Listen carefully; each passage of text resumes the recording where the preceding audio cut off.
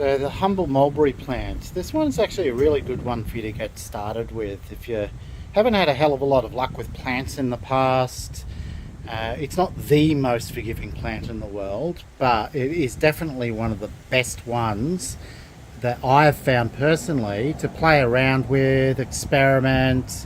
Yeah, it is very, very forgiving. It is almost a weed, realistically, if you think of it like that. The ability of this plant to bounce back and grow back from cuttings is mind-boggling. Now, there are a couple of tricks in particular that you need to remember with them if you are trying. So, just make out here, so it's got baby mulberry starting on it. Now, it's quite a young cutting. So if you want your cutting to actually survive properly, you really need to make sure that you break up and get rid of all of those little baby mulberries.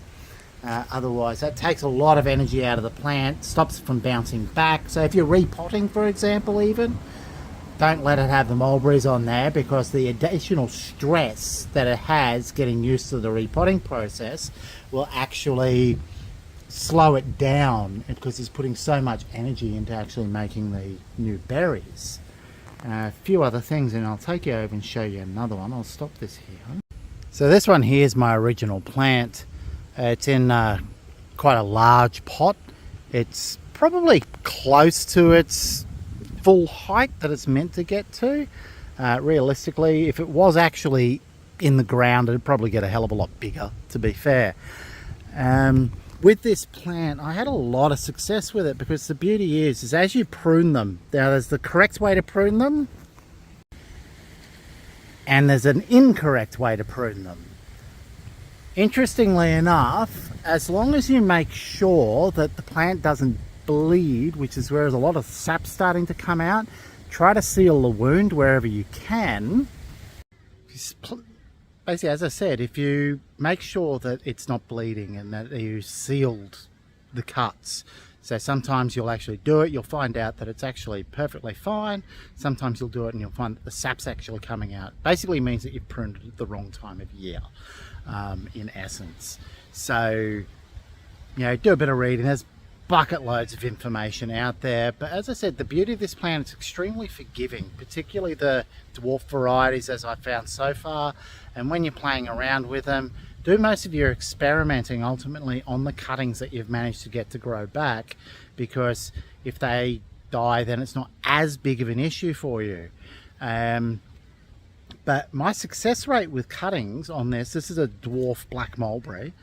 My success rate on cuttings, I'd probably say 9 out of 10, even on the cuttings that should not be able to actually grow back. It's mind-boggling how forgiving and how easy it is to get this one to grow. So this is the plant that really got me really into playing around with plants, because it allowed me to, basically. So if you want to play around with it and if you haven't tried a black mulberry before, you're in for a treat. They're amazing. The problem with them is they go from not ripe, ripe, rotten, super fast. So they have a very, very small window. Here's just another little example for you on just how forgiving this plant is. So here's a cutting that actually grew back, did really well, and I forgot about it. And it almost completely died.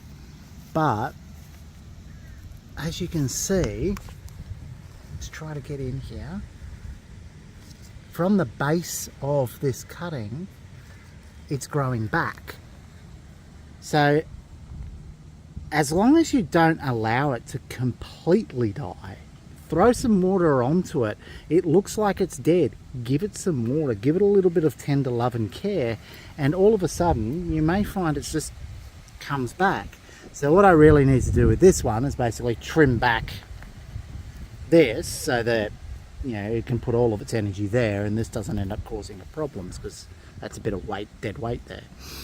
But I've got a nice healthy mulberry growing back out of what was ultimately a dead plant. One more example before we finish this one off. Here's one that I've been trying to achieve for a while. Wanted to see what it was like if I could actually get them to weave together to make that lovely little pattern you see in some plants on occasion.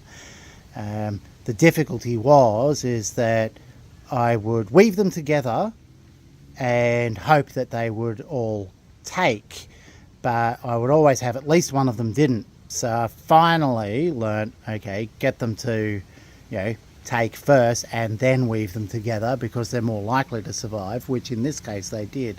This one needs a little bit of work now because it's got a lot of extra branches growing off it, so to get it the way that I want it needs a bit of pruning and mucking around, and ultimately this is going to have a very interesting shape as it grows. So you can see I've got 4 woven together to a relatively small height at the moment, but that as it grows is going to look quite magnificent, I think, and well, I hope it will anyway.